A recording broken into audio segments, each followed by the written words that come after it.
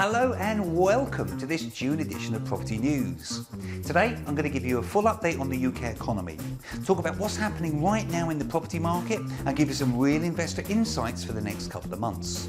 So my name's Tony Law from Your First Four Houses, and my channel's all about helping you replace a job-based income with just a handful of investment properties so that you can give up the day job if you wish and go and do something more interesting with your life, like a 6-month road trip around America. If this is your first time here, be sure to subscribe to the channel and click that bell notification icon so that you don't miss out on any of the free content that I give you each and every week. So let's start things off by looking at the economy.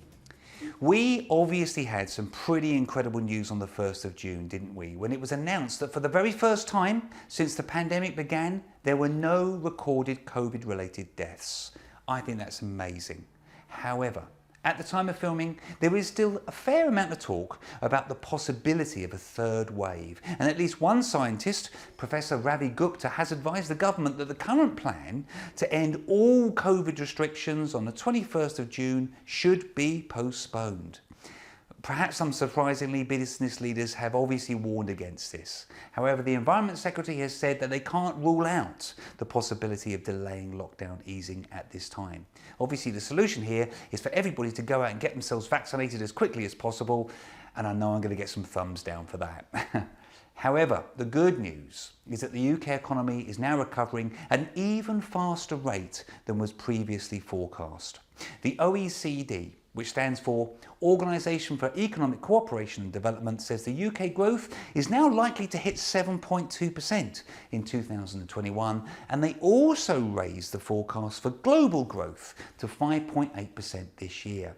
However, they went on to warn that the growth would remain uneven and vulnerable to fresh setbacks, so long as a large proportion of the world's population remains unvaccinated. Government borrowing fell in April compared with the same time last year as parts of the economy started to reopen up. However, 32 billion was the amount borrowed in April, which is still the second highest figure since records began. The ONS now estimates the government has borrowed 300.3 billion in the year to March, and whilst this is slightly down from their previous estimate, it remains the highest level of borrowing since World War II. The UK inflation rate more than doubled in April as a rise in energy and clothing costs drove prices higher. The jump to 1.5% in April from 0.7% in March means that consumer prices are rising at their fastest rate since March 2020. UK tourism, and here I'm specifically referring to overseas visitors, is set for a slow recovery this year, with spending by holidaymakers expected to be just half the level of 2019. The current forecast of spending by tourists is just 6.2 billion in 2021, which is actually less than a quarter of the 28.4 billion spent by foreign tourists in 2019. Despite the gloomy forecast, analysts have predicted that demand by UK holidaymakers is still likely to outstrip supply this summer, as many UK holidaymakers are either unable or indeed unwilling to travel abroad amid the continuing restrictions. I was really interested to see Amazon has announced that it was going to be hiring 10,000 new employees as it opens up more warehouses in the UK, and has also created loads of new corporate roles in Cambridge, Edinburgh, London and Manchester. Now, the reason I was interested in this is because it clearly shows the accelerated trend towards online shopping.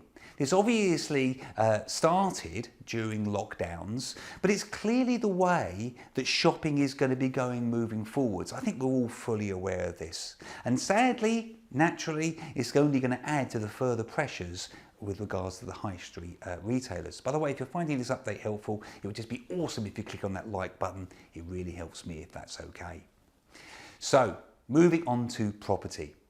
Rightmove announced there was another jump in the average asking price of property coming to the market in May, with the average prices being asked up 1.8% to £333,564. That's an average rise of £5,767 in May.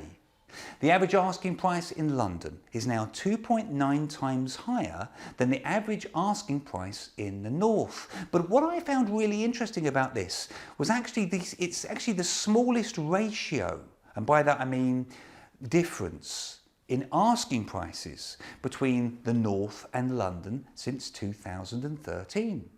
While London prices have virtually stood still since the first lockdown came out, some areas further north and indeed to the west have seen double-digit increases over the same time period.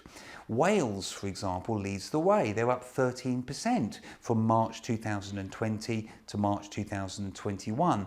Followed by North West, which was up 11.1%, and Yorkshire and the Humber, well, they're up 10.5%. The UK's biggest builders merchants, Travis Perkins, has issued a statement saying the cost of raw materials will be going up due to industry-wide shortages.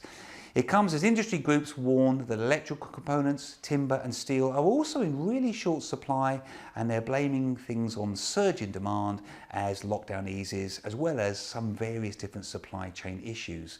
And I'm currently doing 2 big refurbs at the moment, and I'm really seeing this increase in cost.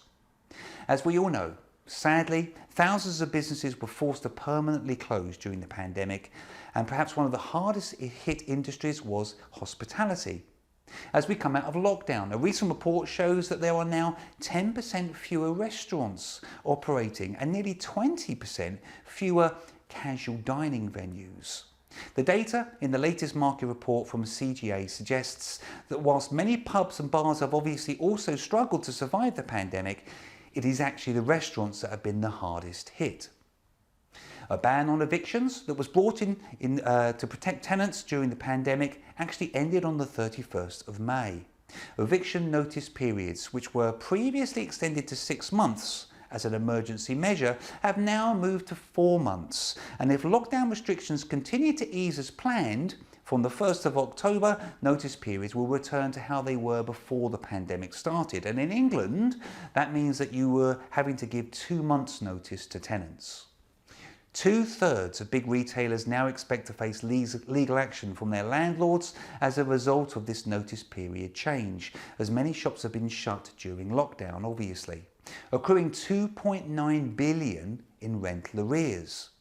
The British Retail Consortium said a rush to chase these debts could lead to a tsunami of closures and urged the government to act. And lastly, let me share a few quick investor insights with you. And I've actually not got that many this month. But before I dive in, can I just say that these are just my personal opinions, and I may well be wrong. As always, you've got to form your own opinions and do your own due diligence. Trust your own view and feelings on this, especially when it comes to sussing out any deals that you may be looking at. So the first one I wanted to comment on was the tsunami of evictions that we keep hearing about. To be really honest with you, I personally don't think there will be a tsunami of evictions, at least over the next few months. Why do I think that? Well, there are no new courts being opened, and you know what? There is not a dramatic increase in the number of bailiffs that are out there. And of course, there's going to be a tremendous amount of extra workload put onto these people. And so I think that's actually going to mean that there's going to be longer delays. Therefore, I don't personally think we'll actually see any major tsunami of evictions that we keep hearing about.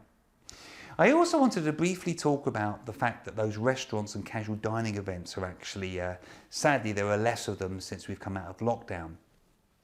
And the reason I think this is really important in my Investors Insight bit is that restaurants are actually categorised as Class E, and they're going to be moved to Class MA. This means you've got some real advantages when it turns to turning some of these, where appropriate, into residential properties. So I honestly think you need to be out there looking right now for those closed restaurants, for those closed dining kind of places. Some of them might make a fantastic opportunity for you. And since commercial premises are generally valued less per square metre than residential per square metre, once you take that into consideration, plus the potential massive uplift you can bring in using this permitted development class, there's some real potential gains to be made, but you've only got a relatively small window to do so. And I also wanted to say, I would actually like to give you some homework, to be perfectly honest with you. I would like to encourage you to read possibly one of the most boring documents out there, but it's been a massive eye-opener for me. And some of you may already be aware of it, and it's actually the Buildings and Constructions VAT Notice 708. And I'm going to be putting a link in the description box below. I know that sounds like the most boringest thing in the world, but please go and at least have a good skim through it, because there's some real potential for you if you're building new developments, or if you're changing properties to add a new dwelling, to make some huge reclaim some big amounts of tax here. I can't really talk too much about it because I'm not allowed to give tax advice. Read the document. It's a government document. Draw your own conclusions.